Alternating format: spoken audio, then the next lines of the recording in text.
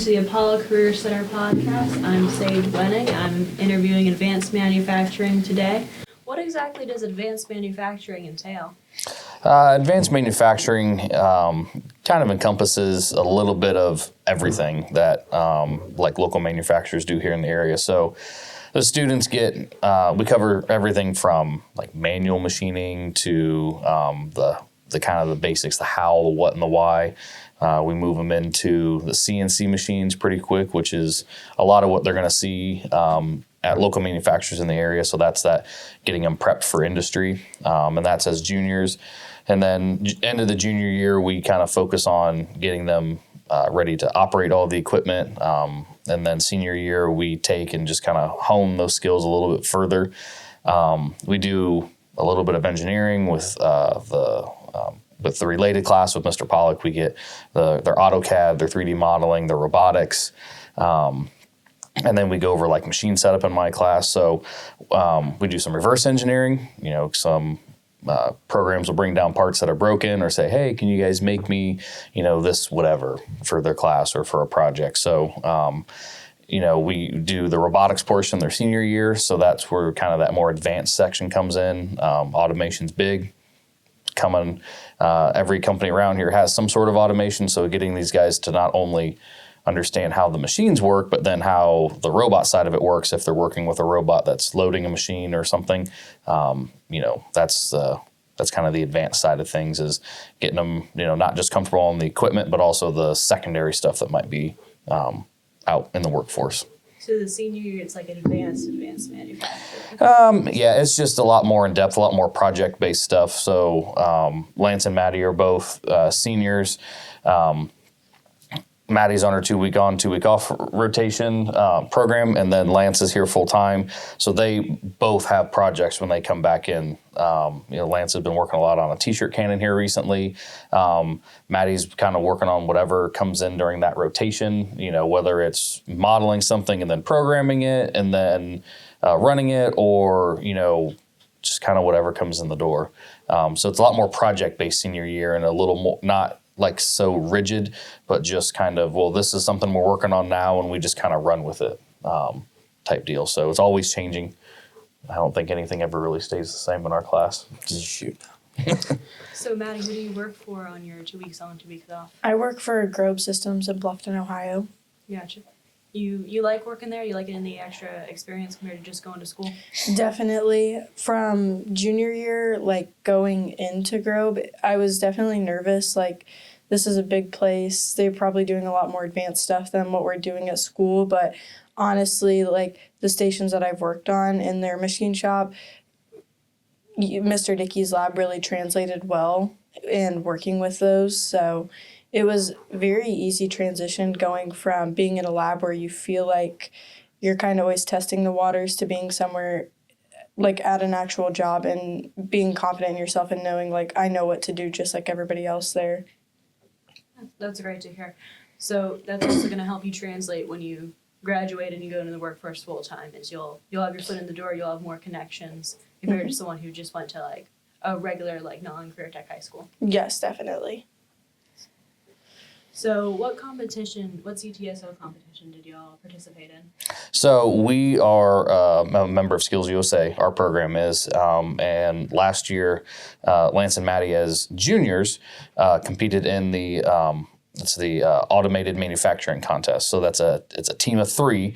The third from last year was a senior, Hunter Doodlebon, and that contest, they take apart, they're given a blueprint.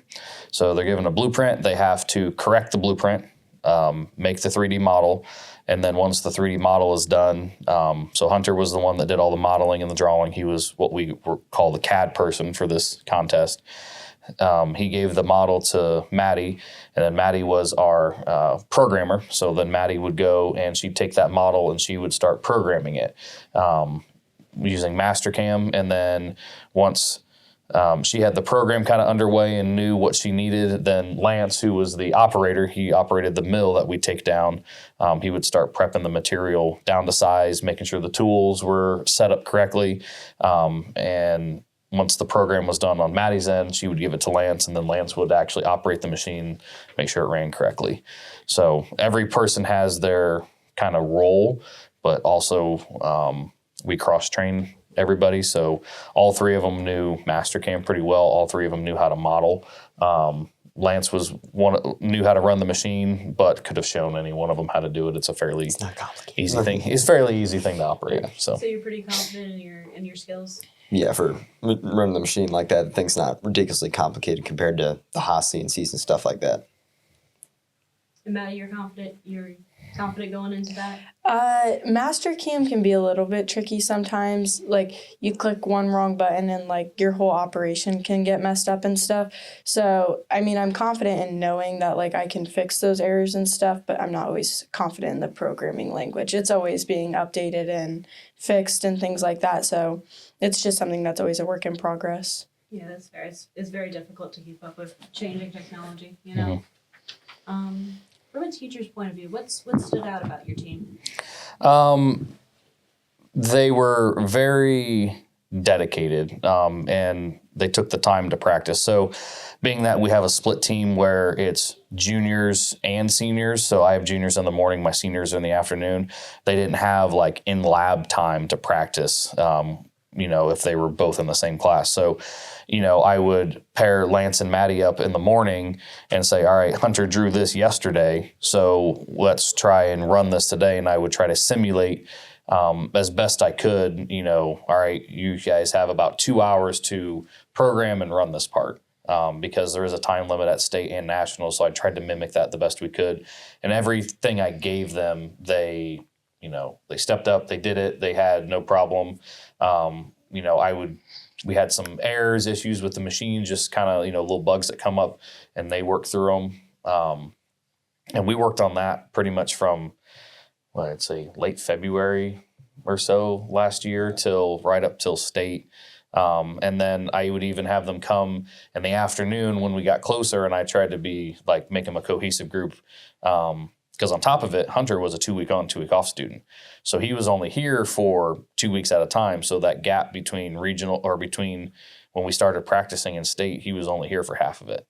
So, that kind of, when they were here, they really did work together really well. Everybody got along. It was just kind of everybody jived real well. And that's kind of what stood out, is that, everyone knew what they had to do, and they would jump in and help each other, as best they could. So they just jived really well. And you guys felt like y'all jived well together? Yeah. Nice. Yeah. What did you guys think your team was especially good at? I would probably say communication. Like, when we went into state and even nationals, I was on doing paperwork, but with state it was a lot easier, where I could just hand the paperwork off to Hunter and have him work on it while I was programming and everything. Nationals was a little bit harder. He was constantly drawing different drawings that we had to do, and I was programming, and Lance was getting our parts down to size. So like, when we needed help or something like that, we were all really able to like bounce off of each other and communicate that. And trying to do that other packet at the same time Yeah, there's a lot that, especially at the national level, goes into it, and I think something that we all did pretty well was communicate like what we needed or what was going on, or helped each other out just when it was needed. It's very great to hear. Do any of y'all plan on doing another competition this year? Same competition. All right. You want one again? Getting all the way to nationals again? Well, that's the plan. Hopefully. Take us back to the moment when you guys realized you won state. How did you feel? I was the only member of our team who was there. So I'm sitting there and they call third and second, and I'm like, dang, like we didn't even place. Like, I thought we did really good. And then they call Apollo Career Center for gold, and I'm like, oh my gosh, we just won. And I'm like bouncing up and down, and I'm like, I have to run all the way around this giant auditorium thing, and I like go down, get my picture taken all by myself for my team of 3, and So I get back up there with our school and I call Lance and I'm like, we just won. He's And having a great nap. he's like, are you serious? Are you serious? And I'm like, we just won. And he's like, wow, that's really great. And then I call Hunter and I'm like, we won. And he's like, oh, okay. I was like, where's your enthusiasm, Alec? Yeah, Hunter is definitely a man of few words. Yeah. It was definitely exciting, though, like being there in person. I told Lance that he has to go this year to share the excitement. You have said that you missed out last year? Yeah. No, it was kind of funny how the story. I was like literally half asleep and she called me. I'm like, what? And then she just started screaming into the phone. I'm like, so it's either really bad or really good. Yeah. Great. What advice would you guys give students competing in state this year? Be confident in yourself. I think don't be too confident that you get cocky, because that's when you kind of get caught up in everything. But, you know, you're as good as every other school or every other person that is in your contest. You all worked at the local, regional level to get to state. Like, I think that you should hold yourself to a certain level of confidence, because, I mean, you work just as hard as everybody else, or you have an equal chance if you put in that work. Well, you're not going to get anywhere by being, scared of yourself, Right. Yeah, don't panic. Yeah. That's probably the biggest thing, is that these guys were able to keep a level head. When they finally let the instructors in and we could go by, and I would, just walk by and see how they were working compared to everybody else. They were just very level, just calm. And you could see some other students from, other teams were kind of like, they're running around, they're going back and forth, they're trying to figure out what they're doing. And these guys are just, nice, even keel. And I think that's the big thing when you do these contests too, is, like Maddie said, just stay calm and be confident. If you don't get in your own head about it. You can't get cocky, but, don't beat yourself up, before you get there. You never know what's going to happen. Yeah, and it is time, but don't rush to failure was kind of what I had in my head. It's like if we just start scrambling around, something's going to go wrong eventually. Yep. I mean, we had 4 hours for state alone. So, I mean, we got done with like an hour left. So, I mean, we even had time left where we probably could have like double checked things, or, made things a little bit more precise, or, taken more time on the paperwork aspect, that kind of stuff. Like, it's definitely like like Mr. Dicke said, don't rush yourself, and everything will be okay. Because even someone got done before us, but obviously didn't finish ahead of us. I don't know where they finished, but yeah. Yeah. Mm-hmm. So what would you all say is your greatest weakness? Because you've been listing a lot of really great strengths. So I'm just curious. That's a great question. I would say mine is probably just being sure of myself. Like, I'm confident that I know what I'm going to do, but I am somebody who likes to double or triple check what I'm doing.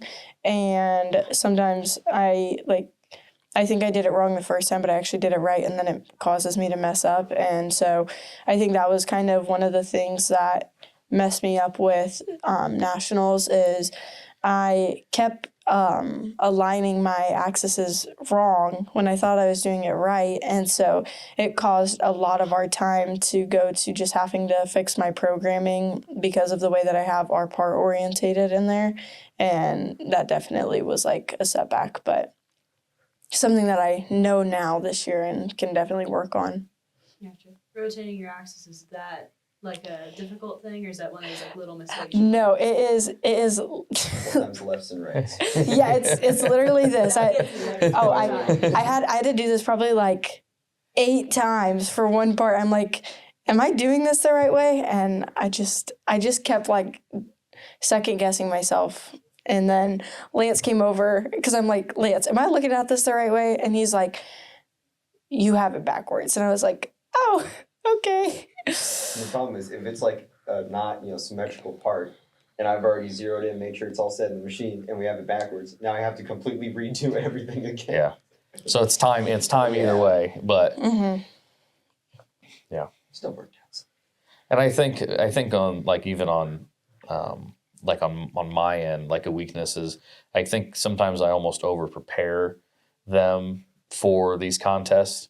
So prep is good. You know, we need to practice, but you can almost practice too much going into it.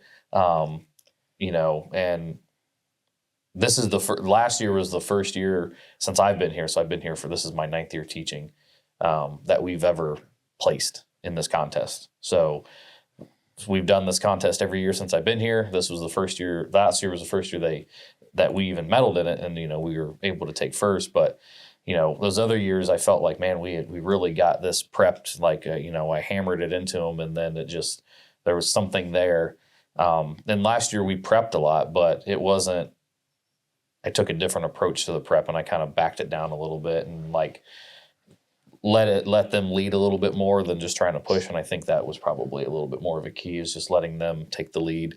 So a weakness on my end would be, you know, pushing a little too hard on mine and almost like forcing them to like practice and we need to do this. So we'll try that same model again this year, let them take the lead. Sometimes, you stress it a bit too much and, you worry about it. And then you just, you maybe don't get the best night's sleep the night before because you're anxious about it. And then your performance suffers. But obviously your performance didn't suffer, first place. Why do you think career and technical education is important today? That's what keeps this country going. Career technical education, manufacturing, there's nothing that we don't use on a daily basis that's not manufactured in somehow. So, even if it from the microphones we have in front of you to, the table that the equipment's set on, anything and everything that's in here was done in a manufacturing process. So for me, especially in my program, I teach manufacturing. So I might be teaching the kids how to work with metal, but a lot of these concepts and processes carry over to other types, whether it's into making, high grade electrical equipment or, even like the blocks, the concrete blocks that make up this room, like there's a process to there. So if we train these kids to learn these processes and start to understand them at a high school level, that's just setting them up. And from a more broad standpoint, there's a lot of people retiring, and it's right now, and I check my numbers, but at best, it's a 2-to-1 ratio. So for every 2 people retiring at an industry, we're only replacing them with 1 person out of a career technical school. So no matter what field you're in, multimedia, health science, construction, advanced manufacturing, electrical, all of these, we're losing more people every year to retirement than we're replacing them with. So, there's a lot of opportunities for these kids. And no matter what your career field is, and I think everyone should take a career tech class. It gives you a set of skills to at least fall back onto, even if whatever you go to high school with isn't what you want to do long term, you have a set of skills to fall back onto. So whether it's, like I said, health science, construction, your guys' program, multimedia, whatever it is, you have a set of skills to fall back onto if you don't want to do this long term. So that's why I feel it's important, is we need to keep everything moving forward, to keep making strides in all types of industries. And, it starts right here at Career Tech. And I'd rather my students or any student figure out that they either want to do something like this long term or they don't, than to get out of high school, go to college, go that whole route, and then go, oh, this isn't really what I want to do when I grow up. Let's figure it out now, and then allow you to change your path, while you're still in high school, rather than 4 years out of college or something like that. And there's always a financial aspect of college versus high school. That's always a big deal. 100%. And you get a lot. If you're doing like the apprenticeship or even school to work, you're getting paid to learn what you like or don't like to do. So it's really it's a win-win all around. So. Because we're all seniors, we all know. I don't know if you guys are going to college, but it's scholarship season. We're just stressing out about it. Yeah. How many letters have I wrote this week for you guys? Oh, I don't know, a few. Good bit. 1 or 2. How's the Skills USA, how's it impacted your future careers, would you say? I feel like being somebody who is doing the apprenticeship program through Apollo, I feel like being able to put that on my resume, it definitely makes you stand out, especially when you place top 15 in the nation. I think it definitely makes you a standout candidate for any job that you're looking to go into, especially straight out of high school. Being an operator and having those skills, or being a programmer, or being an engineer, anything like that, like it definitely opens up new opportunities that, you know, somebody who's just graduating from a regular high school and looking to go into a similar field might not get, and it definitely makes you a more desirable candidate, I think. Yeah, definitely for colleges that can also be good. You know, they see that, they're like, okay, well, no, this kid probably actually might know what he's doing for engineering already, or something like that. Or if anything, it's a, you know, you're willing to take on extra stuff. You know, this is an above and beyond thing. So from an employer standpoint, you know, they can look at it and go, wow, you know, these kids put in the effort in, they went to state, they went to national, especially if you can get an interview and then explain, you know, what that means. You know, that's a real standout, because this, you know, well, yes, we did practice during school when we got prepped for nationals. That was all over the summer.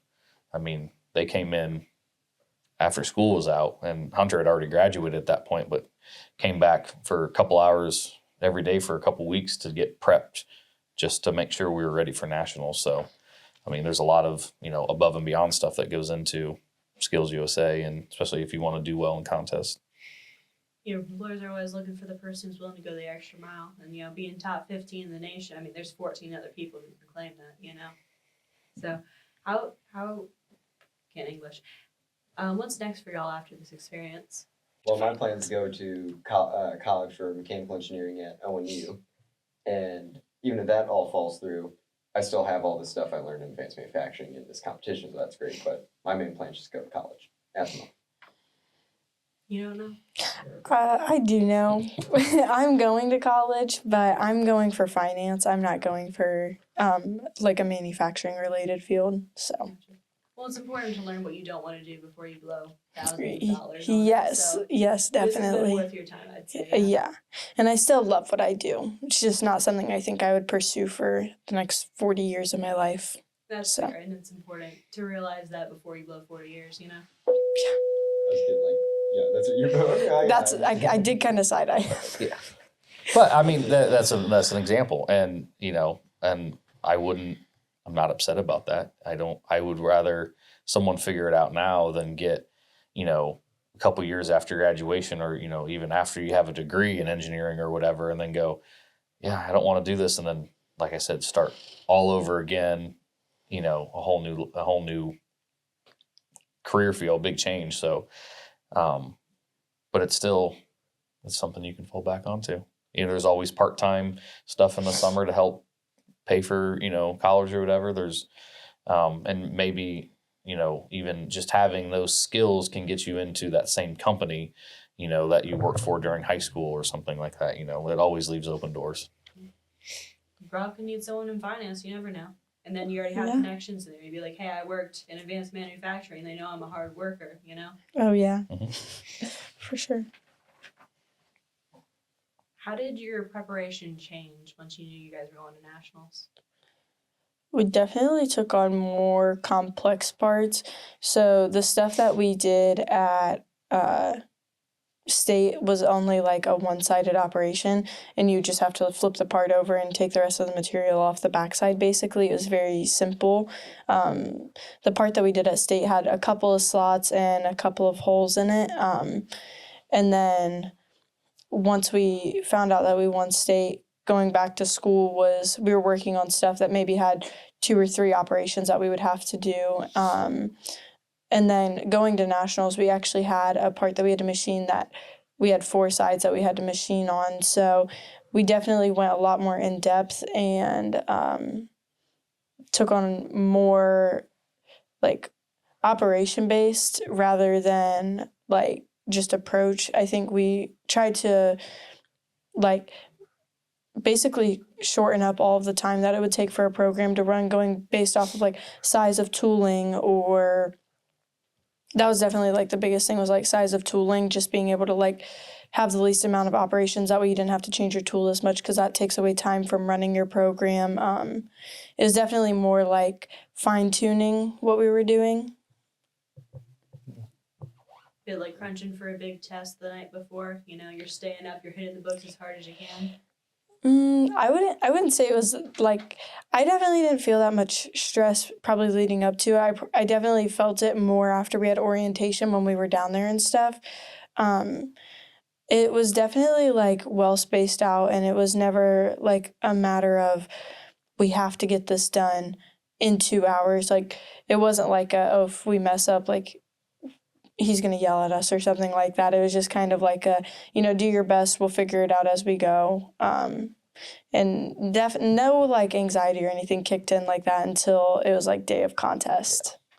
And not having ever been, like myself, been to nationals as an instructor, they asked a couple times, as we were prepping for nationals, well, what's this? And I said, I don't know. And I just kind of went in it with, we're going to go down, we're going to see what it is, and we'll figure it out when we get down there, because there is no point in stressing about what we're going to do when we had no clue what was going to happen.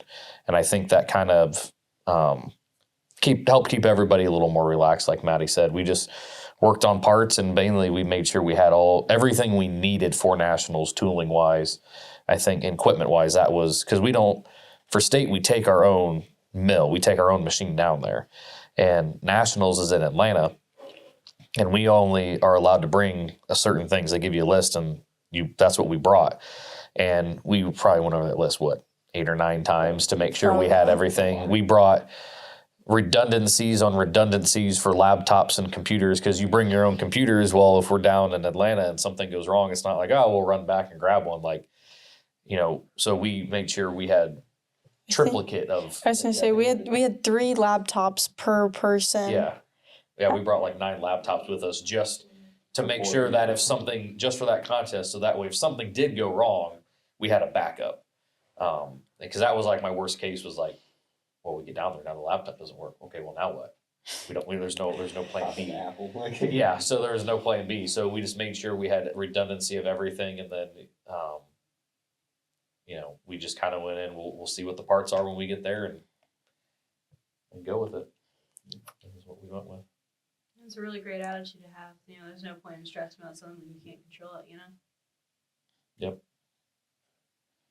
Which that definitely killed me in nationals, with the lack of knowing the plan, because I always have this is what I'm doing today in my head, and I just keep going through that. And when we basically just didn't know, sometimes I was like, great. Yep. Your guys' contest was 1 day or 2 days? It was 1 day, but we had orientation the day prior. Yep. And I was allowed to be there for orientation, but they don't give you a whole lot of really information there. It's just kind of a basic overview, which I don't know if that made us more or less nervous, but I sat in on orientation because the instructors are allowed to, and I left and I went, okay, we know how the flags work, and that was. There's a lot of nothing said that day. Yeah. But once we got into it, I don't think the parts were as difficult as we had. I think feature wise, the state part was probably harder. More intricate features. There was just a lot more features on the national parts. Yeah. The first 2 parts that we did were very basic parts, and then the last one was what really got us, because you had to do 4 different operations. So on each side you had to do something, and then it was just Well, we ran into that machine retract issue. Which killed us. And that's something we learned too, that there's not an issue with our machine, but there's something that we have to change, that since we've never gone there, we've never run a part that big in that machine, we didn't know about it. So it was a learning experience. Afterwards, they did a debrief, and we talked and figured out that, they told us this is why, and we went, that would have been a simple check a box. Which a lot of schools were having issues and everything. So the following day we had a debrief about the contest and everything, where all of the high schools and colleges that competed were allowed to ask their panel questions and stuff. And there were definitely a lot of people who were frustrated about simple errors that were happening, because we were posting out to their specific processor. Yeah, their specific processor, and a lot of people were running into issues like that. And because IntelliTech is probably one of the more like basic machines, people were like asking like when we were going to start using like Haas grade machines or something that like real industry would use and stuff like that. So it was definitely an interesting debrief with everybody. Very interesting. The whole concept of the debrief was no one knew. A lot of the like new teams to this contest had never experienced that error, so they felt like they were getting set up for failure when, well, this is something we've never experienced, and you've got high school students who are young, and if the instructors never experienced that issue on that machine, or they can't, or the students have never been exposed to that, then how can they prep for it? And you can go either way on it, like, well, that's just how it is, but they don't have me or anyone else to reach out to figure out, to say, well, this is the alarm we're getting. What does that mean? The people who run the contest just go, well, you got to figure it out. And it's like, if they've never experienced that before, and I have never experienced that on our machine, it's not something you can train for. So it's almost like you had to have been at national contest and run into that prior to really be prepped to understand that. So I felt like any of the first time schools were just, unless you got lucky and figured it out, you were kind of already at a setback. And we made that known, but it was, I mean, we know now. So if we make it back to nationals this year, now we know. Well, we even had the college team in front of us. It was the same issue, similar issue, and they're just completely stuck for the last like 2 hours. They just couldn't do anything. It was like, well, right. You know. And that's a frustrating part when you walk by as an instructor, because it's an open contest. You can see them. You walk by, and it's the end, and they, you just kind of see these teams just sitting there. And then you talk to them afterwards, like, why were you just sitting there? Well, we had this issue, and we had no help, so we just sat there. And it's like, it's frustrating when you make it that far. They put all that effort in, and then a simple little mistake like that holds you up. So Yeah, that's what happened to us, because we saw Mr. Dicke walk past, and he's like, keep working, and we're like, there's nothing to do. we can't, nothing's working. So And I can't talk to him, but I was because they were off a little bit. But afterwards, I asked, why were you just sitting there? I said, well, we ran into this issue. We literally couldn't do anything else. And I said, oh, well, yeah, I mean, it is. I guess it is what it is at that point. So we know now it's a learning experience, and that's kind of the attitude we went into, because before nationals, and like I said, we weren't disappointed at that, but it was just, all right, well, chalk that up as a learning experience. So that kind of like unknown factor is just one of the difficulties of going to nationals. Yeah, and you talk to other instructors and teams, and that's kind of the thing. The first year you go to nationals, it's more of a feeling out, because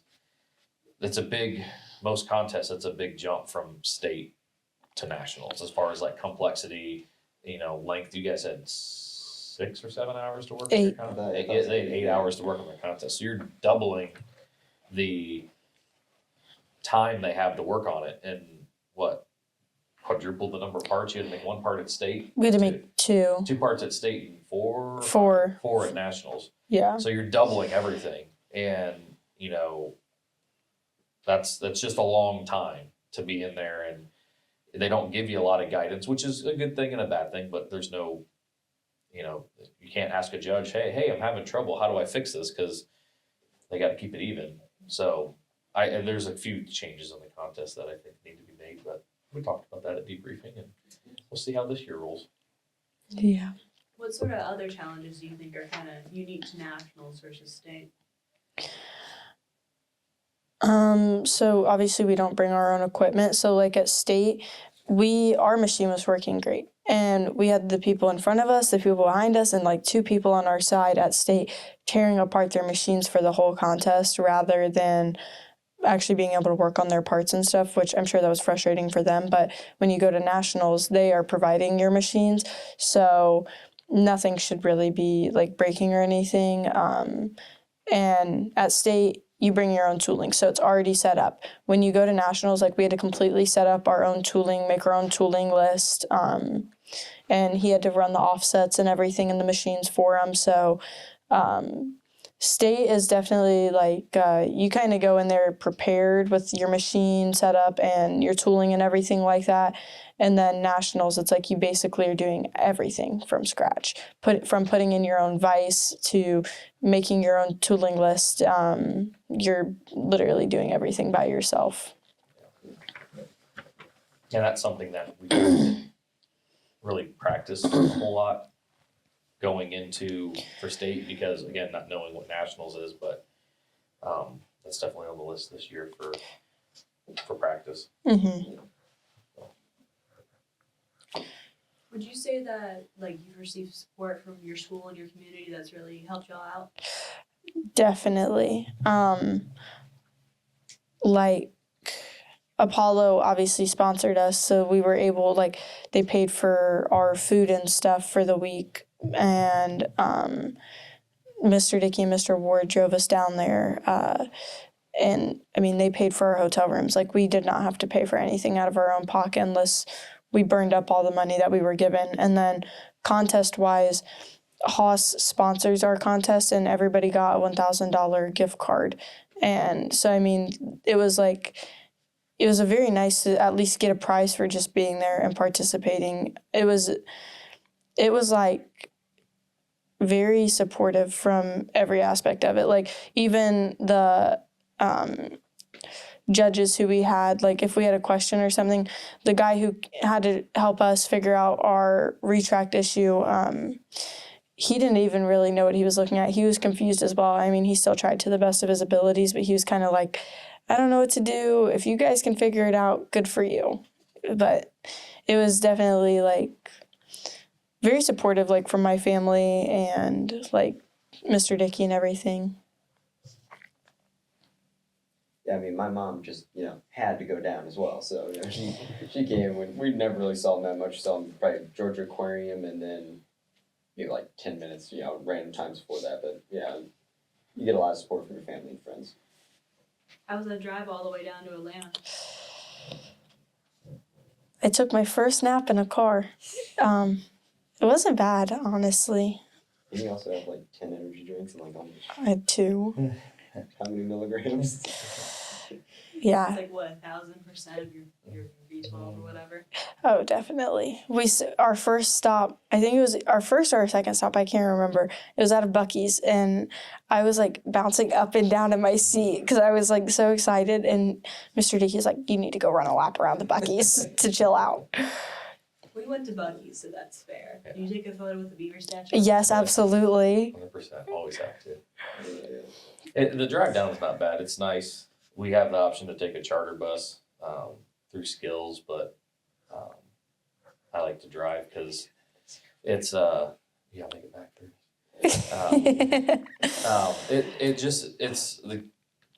I don't know. It's a little more relaxing. I don't know. So knowing that we have our own vehicle and like on the way back, we made pretty good time and we can stop.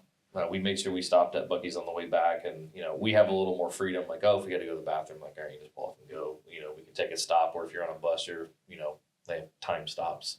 But the car drive just gives us our own space to spread out. I think we took we took 2 vans, and there was 4 of us. 4 people four students between the vans, so it was 2 and 2, and that just made everyone had their own room, and it was a lot able for them to relax, which I think helps when you're going to a contest like that. Like, you can just relax on the way down. We don't have to really stress about it. It just made the whole trip a little bit nicer. But Atlanta's nice. We did the aquarium, and it's if you've never been to Atlanta, it's a big city. It's interesting at times. Yeah. It was nice though, because I actually was born a little ways north of Atlanta. So after Skills was over, I ended up going back with my mom and went back to my hometown, visited all that. My mom can't plan time very well, so we had to stay another day down in Atlanta. Then we drove up throughout the whole day, the day after that, and yeah, it was fun though. It was fun. You like the aquarium? See a lot of cool fish? Oh my gosh, they were so cute. Yeah, it's a busy week, but there is a lot of downtime. While you're down there, and then the kids and sometimes the instructors get into the pin trading a little bit. Yes, you get to trade pins from all the different states, and it was so much fun. It was so much fun. I want to go back just for that. So I just want to eat, and we can't because Mr. Dicke is still trading pins. Yeah, we really would. wanted Chick-fil-A, and we had to wait another. We got you Chick-fil-A. We had to wait like 20 minutes because he was doing like a very serious pin trade, and neither of them were letting up. It was.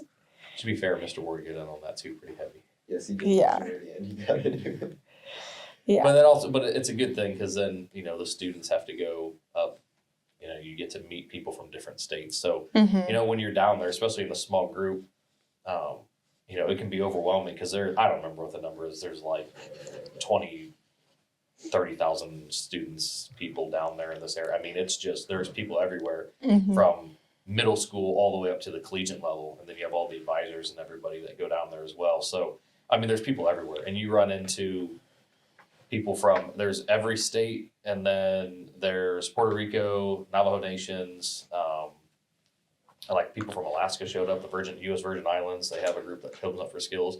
So you hit every part of the U.S. and the territory. So, for me, like I always try to, see like how many, not like in the collecting pin, but like just talk to people. Like if they come up, because people approach you, you'll just be walking down trying to go to a contest, and you'll get people that come up and go, "Oh, you want to do this?" And then I always try to make a point to ask, like, "Oh, what contest are you from? Like, what state are you from? And what are you, high school, middle school?" And there's a lot more middle school, so there's a lot of skills middle school that come up. So that's always neat to see that they're starting this at a much earlier level. So you get kids that are competing at nationals in 6th grade for a robotics contest or something like that, and that's neat to see that some states are starting that so early already.